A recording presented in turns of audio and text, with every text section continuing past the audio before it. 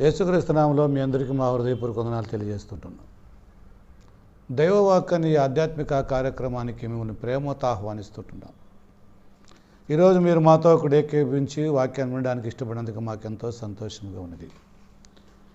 ఈ దైవవాక్ ఆధ్యాత్మిక కార్యక్రమాలను మీకు హొస్పేట క్రీస్తు స్థానిక సంఘం ద్వారా ప్రసారం చేయబడుచున్నవి. పిల్లారా, గత 38 సంవత్సరాల నుంచి హొస్పేట ప్రాంతంలో మనం ఈ పరిచయం చేస్తూ ఉంటున్నాం. తెలియడానికి చాలా సంతోషిస్తుంటున్నాము. మీకు ఒక చిన్న హెచ్చరిక. కర్ణాటక ప్రాంతంలోని హొస్పేట యొక్క స్థానిక క్రీస్తు సంఘముల ద్వారా ఇంతవరకు పని నిర్విరామ కృషిగా చాలా చక్కగా జరిగింది. మాలో నుంచి బయలుదేరిన కొంతమంది బోధకులు మా దగ్గర అన్నీ నేర్చుకొని అన్నీ తెలుసుకొని బోధకులై అన్ని రకాలుగా శారీరకంగా, మానసికంగా, ఆధ్యాత్మికంగా విషయాల్లో కూడా అన్ని రకాలుగా మేలు పొందినటువంటి అనేక మంది బోధకులు తామే బోధకులమని, తామే క్రీస్తు సంఘమని చెప్పుకుంటూ అనేకుల్ని విభ్రాంతి పరుస్తుంటున్నారు. ఈ మధ్య విన్నటువంటి సమాచారం ప్రకారముగా అట్టివారు మా యొద్ద నేర్చుకొని మా నుంచి ఒక 2-3 సంవత్సరాలు బయటికి వెళ్ళిపోయి దేవుని పని చేస్తున్నామని వాపోతుంటున్నారు. అలాంటి వారు మేమే క్రీస్తు సంఘం, మా ద్వారానే క్రీస్తు సంఘం స్థాపించబడింది హౌస్పేట్ కర్ణాటక ప్రాంతంలో అని ప్రగల్భాలు చెబుతూ ఉంటున్నారు. ఇటువాని గురించి మీరు జాగ్రత్తగా ఉండండి. 2వ కొరింథీ పత్రిక 11వ అధ్యాయం 13వ వచనంలో రాయబడినట్టుగా అట్టివారు క్రీస్తు యొక్క అపోస్తుల వేషం ధరించుకున్నవారై ఉండి దొంగ అపోస్తులు, మోసగాండ్లకు పనివారే ఉన్నారని 10వ శతాబ్దంలో చెప్పినట్టుగా ఈనాడు కూడా అనేకులు ఇదిగో మన దగ్గర ఉండి నేర్చుకుని అన్ని రకాలుగా బలపడిన తర్వాత డబ్బాశ, దురాశతో కూడా బయటికి వెళ్ళిపోయి రకరకాలుగా తప్పుడు బోధలు చేస్తూ భిన్నాప్రాలు బోధిస్తూ ఉంటున్నారు. అలాంటి వారిని గురించి మీరు జాగ్రత్తగా ఉండి హెచ్చరిస్తున్నాం. మా పేరు చెప్పి కానీ మాది క్రీస్తు సంఘం వారిదని చెప్పాను కానీ చెప్పి ఏదైనా ఒక విషయాలు చెప్పుకుంటూ తిరిగితే మీరు దయచేసి వారిని మీద చేర్చుకునవద్దండి. ఎందుకనగా మా కార్యక్రమం ఆఖరిలో ఉన్నటువంటి యొక్క ఆ చిరునామాకు మాత్రం మీరు సంప్రదించండి. మా అడ్రస్లో ఉన్నటువంటి ఆ యొక్క విషయాలు, ఆ వ్యక్తులను మాత్రం మీరు సంప్రదించండి. అంతేగాని వేరే వాళ్ళు ఎవరైనా కూడా ఏదైనా కానీ ఏమైనా చెప్తే వారు మాట పట్టించుకోకండి. ఎందుకనగా ఈ మధ్యలో అలాంటి వారు కొంతమంది బయలుదేరి కొంతమందిని గాబరా పెడుతున్నారు. వాళ్ళు ఎవరో కాదు, 2-3 ఏళ్ళ కిందట మా సంఘంలో ఉండి బయటికి పోయినటువంటి వాళ్ళే.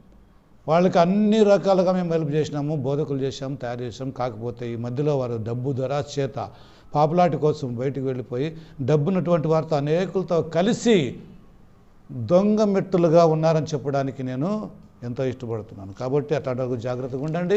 మా ఫోన్ నెంబర్లు గమనించండి. మా పేర్లు మీకు తెలుసు, మమ్మల్ని మాత్రం సంప్రదించండి. మీకు అవసరమైతే అలాంటి వారితో ఏ విధమైనటువంటి సంబంధం పెట్టుకోకుండా మమ్మల్ని ప్రేమపూర్వకంగా హెచ్చరిస్తుంటున్నాను. కాబట్టి కొద్ది నిమిషాలు దేవుని వాక్యాన్ని ధ్యానించుకుందాము. మనం కొన్ని వారాల నుంచి న్యాయాధిపతుల పుస్తకంలో కొన్ని విశేషమైన మాటలు మనం మాట్లాడుతుంటున్నాం. ఈవరకే గిద్యోను విషయంలో చాలా పాఠాలు నేర్చుకున్నాం మనం. చాలామంది గిద్యోను పాఠం విని కొంతమంది మమ్మల్ని ఇలాగ అడిగారు, ఇంతకీ సమాధానకర్త ఎవరు, గిద్యోనా యెహోవానా అని అడుగుతున్నారు. మరి మేము వారిని ప్రేమతో హెచ్చరిస్తుంటున్నాం. ప్రియులారా, ఎపిసోడ్ పూర్తిగా చూడండి, అర్ధగంట ప్రోగ్రాం కంప్లీట్గా చూడండి. తర్వాత మీరు క్వశ్చన్లు అడగండి. సమాధానం మీకు ఆ ఎపిసోడ్లోనే ఉంటుంది. మీరు ఎపిసోడ్ పూర్తి చూడుకోకుండా కేవలం హెడ్డింగ్ మాత్రం చూసేసి ఎవరు సమాధానకర్త అని అడిగితే ఏం చెప్పాలి? పైన హెడ్డింగే ఉంది కదా, యెహోవా సమాధానకర్త అని, ద లార్డ్ షాలోమ్ అని హెడ్డింగే ఉంది. మరి గిద్యోను ఎలాగనే సమాధానకర్త అవుతాడు? కాబట్టి సమాధానకర్త యెహోవా దేవుడు, సమాధానకర్త కుమారుడైన క్రీస్తు, సమాధానకర్త పరిశుద్ధాత్ముడు. మానవులు సమాధానకర్తలు కారు. సమాధానకర్త అనగా అందరికీ సమాధానం అనుగ్రహించేటువంటి యొక్క సమాధానం ఉన్నటువంటి వ్యక్తి వాళ్ళు. కొంత కాదు, ఒకరికి కాదు, ఇద్దరికి కాదు, యావత్ ప్రపంచానికి యేసు అన్నాడు, నా సమాధానము నేను మీకు అనుగ్రహిస్తుంటున్నాను. లోకం ఇచ్చినట్టుగా కాదు అని మాటలు అర్థం తెలుసుకోండి. సమాధానకర్త క్రీస్తు. గిద్యోనుతో అన్నాడు, నీకు సమాధానం అని అన్నాడు. గిద్యోనికి సమాధానం ఇచ్చినటువంటి దేవుడే నాకు నీకు కూడా సమాధానం ఇస్తాడు. కాబట్టి యెహోవాయే సమాధానకర్త అని మీరు తెలుసుకోండి. ఎపిసోడ్లు కంప్లీట్గా చూడండి. చాలా కష్టపడి వాక్యాన్ని తయారు చేసి మీకు మేము వాక్యాన్ని పంచుతున్నాం. మీరు వాక్యం కంప్లీట్గా చూడకుండా, వినకుండా, రెఫరెన్స్ రాసుకోకుండా, వెరిఫై చేయకోకుండా, ఊరికే కాలక్షేపానికో ఊరికేదో శోధనకో ఆ పని చేయకండి దయచేసి. కాబట్టి యెహోవాయే సమాధానకర్త, దేవుడే సమాధానకర్త, క్రీస్తే సమాధానకర్త. ఆ క్రీస్తులో మనం ఇప్పుడు సమాధానపరచబడి ఉంటున్నాము. మనం ఆల్రెడీ సమాధానంతో ఉంటున్నాం. క్రీస్తునందలి రక్షణ చేత, యేసుక్రీస్తు యొక్క రక్తంతో విమోచించబడినటువంటి మనం ఇప్పుడు ఆల్రెడీ సమాధానంలో ఉన్నాం. కాబట్టి మన సమాధానాధిపతి యేసుక్రీస్తే. సరే, అదే న్యాయాధిపతుల పుస్తకంలో నుంచి 4వ అధ్యాయం 4వ వచనంలో కొన్ని మాటలు ఆలోచన చేసుకుందాం. మనం ఇందులో చాలా ప్రాముఖ్యమైన విషయాలు ఆలోచన చేస్తున్నాం. మీకు ఎలా ఉన్నా మాకు తెలీదు, కానీ ఈ వాక్యం మాత్రం చాలా బాగుంటున్నాయి. మనం చాలా మాటకు వింటున్నాం కాబట్టి పాత నిబంధనల మాటలు ధ్యానిస్తూ కొత్త నిబంధనలు కన్వర్ట్ చేస్తుంటున్నాం. గొప్ప సంగతి ఇది. కాబట్టి దృష్టాంతాలుగా పాత నిబంధనలు చూసుకొని దాని యొక్క నెరవేర్పు, యాక్చువల్ యొక్క లైఫ్ మనం కొత్త నిబంధనలు చూస్తుంటున్నాం. కాబట్టి మనం కొత్త నిబంధనే మనకి మార్గదర్శి, దిక్సూచి, పరలోకానికి మార్గం. కాబట్టి ఈ 4వ అధ్యాయం న్యాయాధిపతుల గ్రంథములో 4వ న్యాయాధిపతి అయినటువంటి ఒక వ్యక్తిని మనం గమనిస్తూ ఉంటున్నాం. న్యాయాధిపతుల గ్రంథం 4వ అధ్యాయం 4వ వచనం చూడండి. అక్కడ ఈ విధంగా రాయబడి ఉంది. ఆ కాలమున లప్పీదోతుకు భార్య అయిన దెబోరా అను ప్రవక్త్రి ఇశ్రాయేలీయులకు న్యాయాధిపతిగా ఉండెను. ఆమె ఎఫ్రాయిమీయుల మన్యమునందలి రామాకును బేతేలుకును మధ్యనున్న దెబోరా సరళ లక్ష్యము కింద తీర్పు తీర్చుటకై కూర్చునుట కద్దు. తీర్పు నందుటకై ఇశ్రాయేలీయులు ఆమె యొద్దకు వచ్చి చుండిరి. ఎంత బాగుంది మాట. మీ బైబిల్ తెరుచుకొని చూసుకోండి, రెఫరెన్స్ రాసుకోండి, అంతర్భావాలు గమనించండి, దేవుని వాక్యంలో ఉన్నటువంటి యొక్క సత్యాన్ని మీరు అన్వేషించండి ప్రియులారా. ఈ దెబోరా 4వ న్యాయాధిపతి ఇశ్రాయేలీయులకు. ఈమెను దేవుడే నియమించినాడు. స్త్రీలు కదా, వారితో ఏమవుతుందిలే అని చెప్పని అనుకోవడం పొరపాటండి. పాత నిబంధనలో కొంతమంది స్త్రీల గురించి గొప్పగా రాయబడినాయి చాలా విషయాలు. ముందు నెల గమనిద్దాం వస్తూ. కాబట్టి దెబోరా విషయంలో మనం చాలా విషయాలు నేర్చుకోవచ్చు. ఈమెకు భర్త ఉన్నాడు, ఈమె ఒక ప్రవక్తి, ఈమె ఒక న్యాయాధిపతి, సరళ లక్ష్యము కింద కూర్చొని న్యాయం తీరుస్తుంది. ఎఫ్రాయిం మన్యమందలి ఉన్నటువంటి రామా, బెత్లెహేం అన్నటువంటి యొక్క బేతేల్ అన్నటువంటి యొక్క ఆ స్థలంలో ఈమె అధిపతిగా కూర్చొని న్యాయం తీరుస్తూ ఉంది. ఈమెను దేవుడు ఆ విధంగా పనికి నియమించినాడు ప్రియులారా. రాజ్యములైనా, ప్రభుత్వములైనా, సింహాసనములైనా అవి ఏవైనా క్రీస్తు ద్వారానే, దేవుని ద్వారానే కలిగి ఉంటున్నాయి. కాబట్టి ఈమె 4వ న్యాయాధిపతిగా మనం గుర్తించుకోవచ్చు. బైబిల్లో న్యాయాధిపతుల గ్రంథం 4వ అధ్యాయం 4వ వచనములో ఈమె 40 సంవత్సరాలు ఇశ్రాయేలుని పరిపాలించినటువంటి గొప్ప న్యాయాధిపతి. చూడండి, ఒక స్త్రీకి ఇంత అర్హతన, ఇంత యోగ్యతనని మనం అనుకోవచ్చు. కానీ ఆమె స్త్రీయే కానీ ఆమె ద్వారా దేవుడు చాలా గొప్ప కార్యాలు చేస్తూ ఉంటున్నాడు. ఈ భాగంలో కొన్ని విషయాలు మనం గమనిద్దాం. కొత్త నిబంధనల వాటిని మనము అన్వయించుకొని ముందుకు సాగిపోదాం. ఎలాగుంటున్నాయి ఈ మాటలు మనం కొంచెం ఆలోచన చేయాలా. ఎందుకంటే స్త్రీ కదా, స్త్రీలతో ఏమవుతుందా అని చెప్పని అనుకోవచ్చు మనం. కానీ దేవుడే ఆమెను వాడుకుంటున్నాడు. ఇశ్రాయేలు తన ప్రజల్ని శత్రువుల చేతులను విడిపించడానికి కొంతమంది పురుషులను దేవుడు ఎన్నుకున్నట్టుగానే ఈమెను కూడా ఎన్నుకున్నాడు. ఈమె ద్వారానే దేవుడు ఇశ్రాయేల్ దేశానికి న్యాయాధిపతిగా నియమించినాడు. ఈమెను దేవుడే ఆమె నియమించినాడు. ఇందులో ప్రాముఖ్యమైన విషయాలు చూద్దాం కొంచెం. లప్పీదోతుకి ఈమె భార్య అని ఉంది. గుర్తుపెట్టుకుని 2 విషయాలు. లప్పీదోతు మరియు దెబోరా ఇద్దరి గురించి ఆలోచన చేద్దాం కదా. భర్త భార్యని గురించి.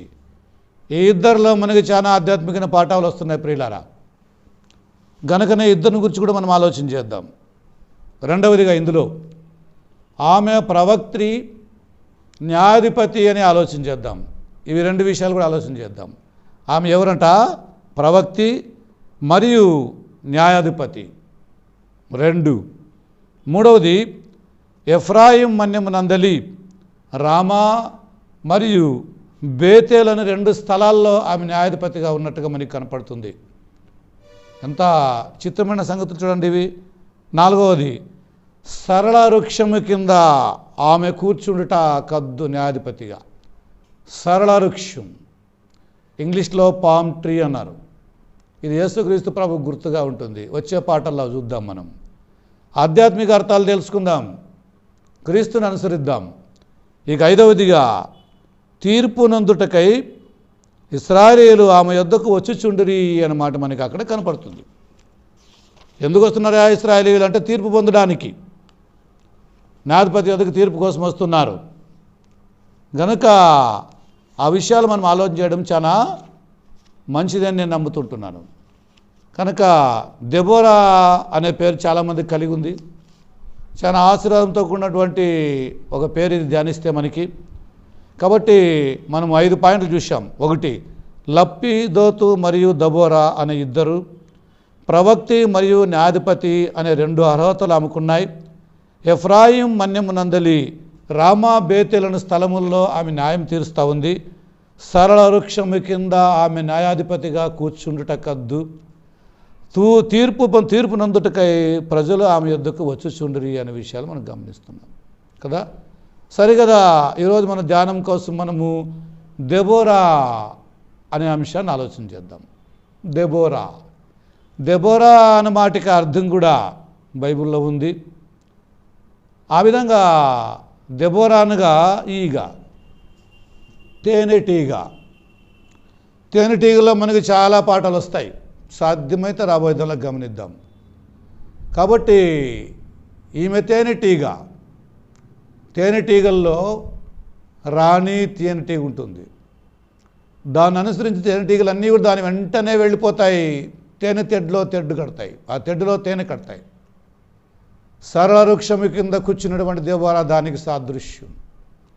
ఆమె యొద్దకు ఇశ్రాయేలు అందరూ కూడా న్యాయానికి వస్తుండ్రి అని చెప్పిన అక్కడ ఉంది. What a great. ఎప్పుడైనా ఇది ఆలోచన చేశారా మీరు? దెబోరా అని పేరు మీకుందేమో సోదరి సోదరుడా. ఆ పేరులో ఉన్న మాధుర్యాన్ని గమనించండి. ఆ పేరులో ఉన్నటువంటి అర్థాన్ని మీరు ఆస్వాదించండి, తెలుసుకోండి. దెబోరా మాదిరిగా ఈనాడు మనము కూడా దేవుని పనిలో మధురమైన అనుభవాన్ని కలిగి ఉందాం. ఏమంటారు? సో మొదట 4వ వచనం చూద్దాం. ఆ కాలమున లప్పీదోతుకు భార్య అయిన దెబోరా అని 2 విషయాలు మొదట చూద్దాం. ఆ కాలమున ఇశ్రాయేలీయులు ఫిలిస్తీన్ల శత్రువుల యొక్క చేతిలో సఫర్ అవుతున్నటువంటి దినాల్లో ఇంతకుముందే 3 న్యాయాధిపతులు బయలుదేరి వెళ్ళిపోయేశారు. అప్పుడే శత్రువులు దేవుడు వాళ్ళని అప్పగిస్తూ ఉన్నాడు. ఆ 3వ న్యాయాధిపతి షమ్గర్ న్యాయాధిపతిగా ఉండెను. 30వ వచనం 3:30. ఆ విధంగా ఈ న్యాయాధిపతి చనిపోయిన తర్వాత ఇశ్రాయేలుని రక్షించడానికి, కాపాడడానికి, లేదా ఇశ్రాయేలుకి న్యాయాధిపతిగా ఉండడానికి రక్షకుడుగా దేవుడు ఈమెను నియమించినాడు. దేవుడే నియమించినాడు. దెబోరాని ఎవరు నియమించినారు? దేవుడే నియమించినాడు. కాకపోతే ఆమె అంత పెద్ద దేశానికి న్యాయాధిపతిగా ఉంటూ న్యాయం పరిపాలించడం చాలా గొప్ప సంగతి కాదా? మరి దేవుని కార్యాలు మనకి అర్థం కావు. దేవుడు కొన్ని సందర్భాల్లో ఎవరెవరిని ఎట్లెట్లు ఏ విధంగా వాడుకున్నాడో పాత్రలో బాగా అర్థమవుతుంది.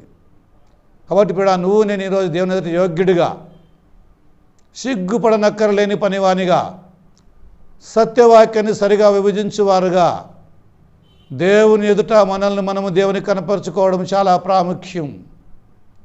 బోధకులుగా మొదట మనము బోధించుకోవడం చాలా ముఖ్యం. రోమాపత్రిక 2వ అధ్యాయంలో ఆ మాట ఉంటుంది. నీకు నువ్వు బోధించుకోలేవా, నిన్ను హెచ్చరించుకోలేవా అని. కాబట్టి ఇశ్రాయేలుని పరిపాలించడానికి న్యాయాధిపతిగా దేవుడు ఆమెను ఎన్నుకున్నాడు. ఈరోజు క్రీస్తు యొక్క సంఘములో ప్రియుడా, నువ్వు ఏ విధంగా దేవునికి వాడబడుతున్నావు, ఏ విధంగా దేవుని పరిచర్యను పాల్పొందుతున్నావు? సంఘములో ఉంటూ రాజకీయాలు సృష్టిస్తున్నావా? సంఘములో ఉంటూ భేదాలు కలిగిస్తున్నావా? సంఘములో ఉంటూ భిన్నాభిప్రాయాలు బోధిస్తున్నావా? సంఘములో ఉంటూ సంఘాన్ని చీల్చి ఆలోచన చేస్తున్నావా? సంఘములో ఉంటూ దుర్లాభాపేక్షతో దేవుని పని చేస్తున్నావా? దైవజనుడా, వీటిని సంపాదించుకోవడానికి నువ్వు ఎప్పుడు ప్రయాసపడకు. 1 తిమోతి 6:11 మాట ఉంటుంది. నీతి, ప్రేమ, భక్తి అనువాటిని దేవుని యొక్క సంఘములో దేవుని పిల్లలు అన్వయించుకోవాలి, వాటిని సంపాదించుకునే ప్రయత్నం చేయాలి. అందుకేనేమో లప్పీదోతు భార్య అయినటువంటి యొక్క దెబోరాను దేవుడు ఎన్నుకున్నాడు. ప్రియులారా, దెబోరా గురించి మనం ఆలోచన చేయడానికి ముందు ఆమె భర్త అయినటువంటి లప్పీదోతుని గురించి మనం ఆలోచన చేయాల్సి ఉంటుంది. లప్పీదోత్ కదా, ఆ వివరాలు మనకేమీ బయటికి కనపడు, కానీ ఆయన రహస్యముగా ఉన్నట్టు, మర్మముగా ఉన్నట్టు, ఆయన లప్పీదోత్ యొక్క భర్తగా ఉంటే ఆయన ఎవరన్న సంగతి మనకు అర్థమవుతుంది. ఈనాడు మీరు క్రీస్తుని గురించి ఎంత ఆలోచన చేస్తున్నారు? యేసుక్రీస్తుని గురించి ఎంతవరకు మీరు మెడిటేట్ చేస్తున్నారు? ఎంత డెప్త్గా మీరు ఆలోచన చేస్తున్నారు ఆయన గురించి? బాగా ఆలోచన చేయండి. క్రీస్తు యొక్క ప్రేమ వెడల్పు, ఎత్తు, లోతు, పొడవు ఎంతో గ్రహించుకునే ప్రయత్నం చేయండి. ఇక్కడ మనకి లప్పీదోతు కనపడటం లేదు, అతను భార్య కనపడుతుంది, ఆమె యాక్టివిటీస్ కనబడుతున్నాయి, ఆమె అర్హతలు మనకు కనబడుతున్నాయి. బట్ వాట్ అబౌట్ లప్పీదోతు విషయం మీకు ఏమర్థమైంది? ఎప్పుడైనా ఆలోచన చేసినారా? ఎప్పుడైనా ఆలోచిస్తున్నారా? ఈ రోజుల్లో చాలామంది మాకు సంఘంతో పని లేదు, క్రీస్తు యొక్క సువార్త ప్రకటిస్తాం అంతే, సువార్త ప్రకటించే భారం మా పైన ఉంది, సంఘంతో మాకు పని లేదు అనే వాళ్ళ యొక్క అర్థమంతా దెబోరా వాళ్ళకి అర్థమే కాలేదు. ఇంకా దెబోరా చేసే పని వాళ్ళకి అర్థమే కాలేదు. ఆమెను దీర్ఘంగా ఆలోచన చేస్తే ఈరోజు సంఘముగా మనం దెబోరాలాగా ప్రపంచంలో కృషి చేస్తున్నాం, సత్య సువార్తను ప్రకటిస్తున్నాం, అనేకులకు న్యాయం చేస్తూ ఉన్నాం. నోవహు కాలములో జరిగినటువంటి ఆ యొక్క దినాల్లో ఆ సంఘటన ద్వారా నోవహు వారిపై నేరారోపణ చేసినట్టుగా ఈరోజు సంఘం ప్రపంచంలో తాను చేస్తున్నటువంటి కృషి ద్వారా, పని ద్వారా క్రీస్తును నమ్మకన్నటువంటి వారి యొద్దకి, రక్షింపబడినటువంటి వారి యొద్దకి సువార్తను అందజేస్తూ వారిపైన మనం జాగ్రత్తగా ఉండమని చెప్పని ఆరోపణ చేస్తుంటున్నాం. అదే ఈరోజు జరుగుతూ ఉన్నది ప్రియులారా. అందుకే యేసు అదే అన్నాడు, మీరు సర్వ సృష్టికి వెళ్ళండి, సువార్తను ప్రకటించండి, నమ్మి బాప్తిసం పొందిన వానికి రక్షణ, నమ్మని వానికి శిక్ష అన్న మాటకు అర్థమేంటి? సంఘము చేస్తున్నటువంటి కృషి ఇది, సంఘం చేస్తున్నటువంటి పని ఇది. తన వంతు తాను సంఘం చేస్తూ ఉంది అని అర్థం చేసుకోవాలా. ఈరోజు చాలామంది సంఘంతో మాకు పని లేదండి, మాకు క్రీస్తుతోనే పని, మాకు సువార్త ప్రకటించడమే మా పని, సంఘం మాకు అవసరం లేదు అని చెప్పంటే గురి లేని ప్రయాస, అర్థం లేని ప్రయాస, అర్ధరహితమైనటువంటి ప్రయాస, అది గుడ్డి ప్రయాస, అది వాక్యము ఆధారం లేనటువంటి ప్రయాస. అది మనం ఆ విధంగా కాకోకుండా గురి కలిగి దేవుని యొద్దకు మనము పరిగెత్తుతూ మనకు అప్పగించిన పరిచర్య మనం చేస్తూ ఉంటున్నాం. దానికి సాదృశ్యంగా దెబోరా ఉంది. రాబోయే పాఠాలు ఎక్కువగా ఇవి నేర్చుకుంటాం మనం. కాబట్టి మీరు దెబోరా గురించి బాగా ఆలోచన చేయండి. ముందుగా ఆయన భర్త లప్పీదోతుని గురించి మనం ఆలోచన చేద్దాం. ఈరోజు మన చేతిలో బైబిల్ ఉంది, మనము సంఘంలో ఉంటూ పనిచేస్తున్నాం, సంఘం ద్వారా పనిచేస్తున్నాం, సంఘం ద్వారా క్రీస్తును ప్రకటిస్తున్నాం, సంఘము ద్వారా సువార్త ప్రకటిస్తున్నాం, సంఘము ద్వారానే దేవునికి మహిమ కలిగిస్తున్నాం, సంఘము ద్వారానే తండ్రి అయిన దేవుని మనం చేరుకోగలుగుతున్నాం. ఇన్ని సంఘములో ఉన్నప్పుడు, సంఘం ఇంత ప్రభావితమైనప్పుడు, ఇంత గొప్ప ఆధిక్యత సంఘము కలిగి ఉన్నప్పుడు, మరి ఆ సంఘం యొక్క ఉనికి మనకు తెలియాలి కదా. ఆ సంఘం యొక్క జవాబుదారీ ఏంటో మనం తెలుసుకోవాలి కదా. నువ్వు ఏదో సంఘములో చేరుకొని ఏదో ఒక అలాగ అట్లా పోయొచ్చి టైంపాస్ చేస్తే చాలే అనుకుంటే రాబోయే దినాల్లో విమర్శ దినములో నీ జవాబుదారీ దేవునికి చెప్పాల్సి ఉంటుంది. చాలా జాగ్రత్తగా ఉండి ప్రియుడా. నేనేదో మెంబర్గా ఉన్నానులే, నెలకు ఒక ట్యాక్స్ కడతా ఉన్నాను, అంతేదో మెంబర్షిప్ కడతా ఉన్నాను, మా ఇంట్లో రసీదు ఉంది, మా ఇంట్లో పెద్ద బైబుల్ ఉంది, నా పరలోకం నాదే, పాదిరి మా ఇంటికి వస్తాడు, మేము మొదటి నుంచి క్రైస్తవులు అని నామకార్థంగాను సంఘం యొక్క జవాబుదారీ లేకుండా జీవిస్తూ ఉన్నట్లయితే నువ్వు దెబోరావు కావు. దెబోరా నుంచి ఆ పాటలు నేర్చుకోబోతున్నాం, చాలా ఉంటున్నాయి. దెబోరా ఎవరి దెబోరా? క్వశ్చన్ వేసుకుందాం. ఎవరి దెబోరా? దానికి ఆన్సర్ ఇదే, లప్పీదోతుకు భార్య. చూసినారా? మరి సంఘం ఎవరు? ఈమె ఎవరు అని మీరు ప్రశ్న వేసుకోండి. ఈమె ఎవరు తెలిసినా క్రీస్తు యొక్క వధువు, క్రీస్తు యొక్క పెండ్లి కుమార్తె. చూడండి, దెబోరా లప్పీదోతు యొక్క భార్య, ఇద్దరు భార్యాభర్తలు వీరు. సంఘము మరియు క్రీస్తు ఒక మర్మము, కన్యక మరియు పురుషుడు ఒక్క శరీరము, తేనెటీగా మరియు వెలుగు అనే లప్పిదోతు ఏమంట దేవుని యొక్క బయలుపాటు వీరు అని మనకు తెలుస్తుంది. మరి క్రీస్తు సంఘం అయితే వధువు అని పిలువబడుతుంది, క్రీస్తు వరుడు అని పిలువబడుతుంటున్నాడు. ఇన్ని ఉన్నాయి లప్పిదోతుకి సాదృశ్యంగా. మరి ఆ లప్పిదోతు ఎవరికి తెలియకపోతే ఎట్లా? ఇక్కడ పరోక్షంగా మనము గమనిస్తున్నాము లప్పిదోతుని. ఆమె లప్పిదోతుకు భార్య అయినటువంటి దెబోరా అని అక్కడ మాట్లాడుతున్నాడు. ఎవరి లప్పిదోతు? లప్పీదోతు అనే మాటకి అర్థం ఏంటి? లప్పీదోతు అనే మాట అర్థం మనం తీసుకొని మన ప్రభువును రక్షకుడును దేవుని కుమారుడైనటువంటి యేసుక్రీస్తు యొక్క ఉనికిని మనం తెలుసుకోవాల్సి ఉంటుంది ప్రియులారా. ఏ వాక్యాన్ని చిన్నగా అంచనా మనం వేయరాదు. కాబట్టి లప్పీదోత్ అన్న మాటకి అర్థం బైబిల్లో ఇలాగ రాయబడి ఉంది నిఘంటువులో, టార్చ్ లేదా వెలుగు, వెలిగించుట, వెలిగించువాడు అనే అర్థం దానికి ఉంది. మరి ఈ అర్థం మన ప్రభువైన యేసుక్రీస్తు లేదంటారా? మరి ప్రభువైన యేసుక్రీస్తు వెలుగు కాదా? ఆయన వెలుతురు కాదా? ఆయన అనేకుల్ని వెలిగించలేదా? ఆయనలో ఉన్నటువంటి వెలుగు ఏమై ఉంది? మనం యోహాను సువార్త, యెషయా గ్రంథం, మొదటి యోహాను సువార్త అనేక విషయాలు చదివినప్పుడు క్రీస్తు యొక్క వెలుగు ఏంటో మనకి బాగా అర్థమవుతుంది. మన వాక్యాన్ని కొంచెం దీర్ఘంగా ఆలోచన చేసుకోవాల్సి ఉంటుంది ప్రియులారా. కేవలం పైన సంగతి ఆలోచన చేస్తే మనకి అర్థం కాదు, మర్మాలు తెలియవు. కాబట్టి ఈ లప్పీదోత్ అనగా వెలిగించువాడు అని అర్థం, వెలుగు అని అర్థం, వెలుగులోనికి నడిపించువాడు. మరి నీవు నేను వెలుగులో ఉన్నామా? సరే, ఈ వెలుగు యొక్క కిరణాల ద్వారా వెలుగు యొక్క వెలుగులో ఉంటూ సరళ వృక్షము కింద కూర్చొని న్యాయం తీరుస్తుంది దెబోరా. సూర్యుడు క్రీస్తు అని మనకి తెలిస్తే ఆ సూర్య కిరణాల ద్వారా ప్రతిబింబించబడుతున్నటువంటిదే సంఘం. చంద్రబింబం అంత అందము గలది అది సంఘం. సూర్యుని అంత స్వచ్ఛత కలిగిన వాడు క్రీస్తు. చూసారా? కాబట్టి స్వచ్ఛత, స్వచ్ఛందం, పాపము లేనివాడు క్రీస్తు. ఆ కిరణాలే సంఘములో ఉండాలి కదా. అది చంద్రబింబం అంత అందము అంటున్నాడు. కాబట్టి ఎంత మంచి కాంబినేషన్ చూడండి. నాకు క్రీస్తుకి, సంఘానికి క్రీస్తుకి ఉన్నటువంటి కాంబినేషన్ కూడా ఇలాగే ఉంది పిల్లారా. మరి వెలుగంటే ఏంది?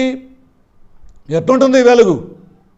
ఆదిలో దేవుడు వెలుగు కమ్మని పలికినని యెహోవా దేవుని గురించి రాయబడి ఉంది ఆదికాండం 1:2లో. ఆయన వెలుగు కమ్మని పలుకుగానే వెలుగు కలిగింది.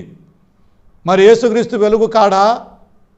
వెలుగు కమ్మని కలిగించిన ఆ యెహోవా కదా, ఆ వెలుగు ఈయన కాడా? అంటే యేసుక్రీస్తు ఈ మాట యొక్క అర్థం ఏంటంటే యేసుక్రీస్తు సృష్టించబడిన వ్యక్తి అని కొంతమంది అనుకుంటున్నారు. కాదని వాక్యం చెప్తుంది. ఎందుకంటే యేసే వెలుగు కంప్లీట్గా. దేవుడు మనకు వెలుగుని అక్కడ పరిచయం చేస్తున్నాడు, ఇదిగో వెలుగు చూడండి అని. కాబట్టి వెలుగును అక్కడ క్రీస్తుని ఆయన చేసినట్టు కాదు, వెలుగు నిజమైనటువంటి వెలుగు ఉంది, క్రీస్తే ఆ వెలుగు. ఆయనే మనకి కనబడుకోకుండా ఇన్నేళ్ళు ఉన్నటువంటి వెలుగు. ఇప్పుడైతే ఆయన నమ్ముకున్నాం కాబట్టి వెలుగుని నడుస్తున్నాం. యోహాను సువార్త 1వ అధ్యాయం 9వ వచనంలో కొంచెం వివరాల్లోకి పోదాం. యోహాను సువార్త 1వ అధ్యాయం 9వ వచనంలో అక్కడ ఇలాగ రాబడింది. యోహాను సువార్త 1:9 అపోస్తలుడైన యోహాను రాస్తున్నాడు, చూద్దాం కొంచెం మాట. 9వ వచనంలో నిజమైన వెలుగు ఉండెను, అది లోకములోనికి వచ్చి ప్రతి మనుషుని వెలిగించుచున్నది. చూడండి, నిజమైన వెలుగు ఉండెను. నీళ్ళు ఎప్పటి నుంచి ఉన్నాయి భూమిలో? వెలుగు ఎప్పటి నుంచి ఉంది? నిజమైన వెలుగు అంటే క్రీస్తు. యోహాను రాస్తున్నాడు. చాలామంది యోహాన్నే వెలుగు అనుకున్నారు, కానీ యోహాను అంటాడు నిజమైన వెలుగు నేను కాను, నిజమైన వెలుగుండెను. చూడండి, ఆ మాట కొంచెం కంటిన్యూ చేద్దాం. అది లోకములోనికి వచ్చుచు ప్రతి మనిషిని వెలిగించుచున్నది. ఆయన లోకములో ఉండెను. చూడండి, లోకము ఆ వెలుగు మూలముగా కలిగేను. ఎన్ని మాటలు ఉన్నాయి. మరి యేసు దేవుడు కాడంటారా? చాలామంది ఇంత సత్యం ఉన్నప్పటికీ కూడా యేసుని కాదని ప్రగల్భాలు చెబుతుంటున్నారు. కాబట్టి యెషయా 49:6 ప్రకారంగా వెలుగై ఉన్నవాడు దేవుడు, ఆయన వెలుగై ఉన్నాడు. 1 యోహాను 2:8 ప్రకారంగా సత్యమైన వెలుగు ఆయనే, క్రీస్తే. నిజమైన వెలుగు క్రీస్తే. యోహాను సువార్త 1:4 ఈ విధంగా ఉంది, ఆయనలో జీవం ఉండెను, ఆ జీవం మనుషులకు వెలుగై ఉండెను, ఆ వెలుగు చీకట్లో ప్రకాశించున్నది కానీ చీకటి దాన్ని గ్రహింపక ఉండెను. ప్రియుడ, ఇంతకాలం మనము గ్రహింపుకోకుండా ఉంటున్నాం. ప్రపంచం ఇంతకాలం కూడా యేసుక్రీస్తుని గ్రహించుకోకుండా ఉంది. వెలుగు అనగా క్రీస్తే, నిజమైన వెలుగు ఆయనే. ఆ వెలుగు అంటే జీవం, లోకాన్ని రక్షించడానికి వచ్చినటువంటి వెలుగు. పాపపు యొక్క అంధకారములో జీవిస్తున్నటువంటి మానవ కోటిని రక్షించడానికి దేవుడు పంపించినటువంటి వెలుగు లోకములోనికి వచ్చిన. యోహాను సువార్త 3వ అధ్యాయం 19వ వచనంలో ఇలాగ రాబడింది. అక్కడ ఆ తీర్పు ఇదే, వెలుగు లోకములోనికి వచ్చిన కానీ తమ క్రియలు చెడ్డవైనందున మనుషులు వెలుగును ప్రేమింపక చీకటినే ప్రేమించిరి. చీకటి అంటే పాపం, వెలుగంటే క్రీస్తు. మరి మనం ఎవరిని ప్రేమిస్తున్నాం? క్రీస్తునా, చీకటినా? చీకటినా, వెలుగునా? యోహాను సువార్త 9వ వచనంలో ఆయన లోకమునకు వెలుగై ఉన్నాడు. యేసు ప్రభు గురించి మాట్లాడుతుంది 5వ వచనంలో, నేను ఈ లోకములో ఉన్నప్పుడు లోకమునకు వెలుగై ఉన్నాను అన్నాడు. లోకానికి వెలుగై ఉన్నాను. లోకము వెలుగులో నడవడానికి క్రీస్తే కారణం. కొంతమంది ఈ రోజుల్లో మత బోధకులు చాలామంది తాము వెలుగుగా చెప్పుకుంటున్నారు, కానీ వాళ్ళకి అర్థం కాలేదు. నిజమైన వెలుగు అంటే యాక్చువల్గా ఆయనలో జీవం ఉండెను, పాపము లేని వాడు క్రీస్తు. అందుకే యోహాను సువార్త 12:48 46వ వచనంలో అంటున్నాడు, వెలుగుగా ఆయన వచ్చి ఉన్నాను అని అంటున్నాడు. నేను వెలుగుగా వచ్చి ఉన్నాను, నేనే వెలుగై ఉంటున్నాను. కీర్తన 36:9 వారు చీకట్లో వెలుగును పొంది ఉన్నారు, వెలుగును చూచున్నారు అనే మాట కూడా అక్కడ పాత నిబంధనలో ఉంటుంది. కాబట్టి దావీదు రాబోతున్నటువంటి యేసుక్రీస్తుని గురించి ఆ వెలుగు రావాలా అని ఆయన ప్రవచించినాడు. యెషయా గ్రంథంలో కూడా 42:6-7 గుడ్డివారి కన్నులు తెరచుటకు అని మాట అక్కడ రాబడింది. అంటే వెలుగుచ్చుటకు, అంధకారాలు తీసివేయడానికి యేసుక్రీస్తు నిజమైనటువంటి వెలుగై ఉండునట్లు. 49:6 యెషయా గ్రంథంలో వెలుగై ఉండునట్లు ఆయన లోకానికి వచ్చాను. ఎవరైనా క్రీస్తు వెలుగై ఉండినట్లు లోకానికి ఆయన వచ్చినాడు. కాబట్టి మలాకీ గ్రంథంలో ఆయనను గురించి 4:2 నీతి సూర్యుడు అన్నమాట, అంటే వెలుగు. ఇది లప్పిదోత అంటే కొంచెం అర్థం చెప్పుకున్నాం.